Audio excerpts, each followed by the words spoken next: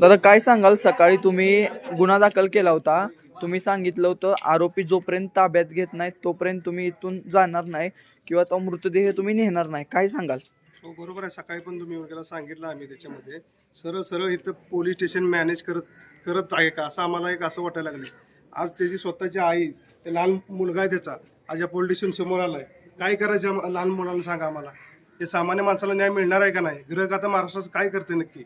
सकाळपासून एवढे फोन होत आहेत, एवढं सगळं आम्ही त्यांना पण सहकार्य करतोय, पण रिपोर्टमध्ये सुद्धा मॅनेज व्हायला लागलेत. हॉस्पिटलच्या रिपोर्टमध्ये सुद्धा मॅनेज होऊन जर हे रिपोर्ट वेगळे करायला लागले असतील तर ह्याला पर्याय दुसरा काय? महाराष्ट्राचं राज्याचं गृहखातं करतंय काय नक्की? आज पूर्ण गाव आमचं इथं आलंय. जोपर्यंत आमच्या ह्या आरोपी इथं येत नाहीत तोपर्यंत आम्ही बॉडी नेणार नाही असं आमच्या गावकऱ्यांचं, आमच्या कुटुंबाच्या वतीनं सांगतोय. इथं लवकरात लवकर आम्हाला हा न्याय मिळालाच पाहिजे. काय गुन्हेगारांना ताब्यात घेतलंय? गुन्हेगारांना अजून ताब्यात घेतलं. 12 तास झाले. अमेरिकेत गेलेत का गुन्हेगार? पोलीस स्टेशन करतंय काय?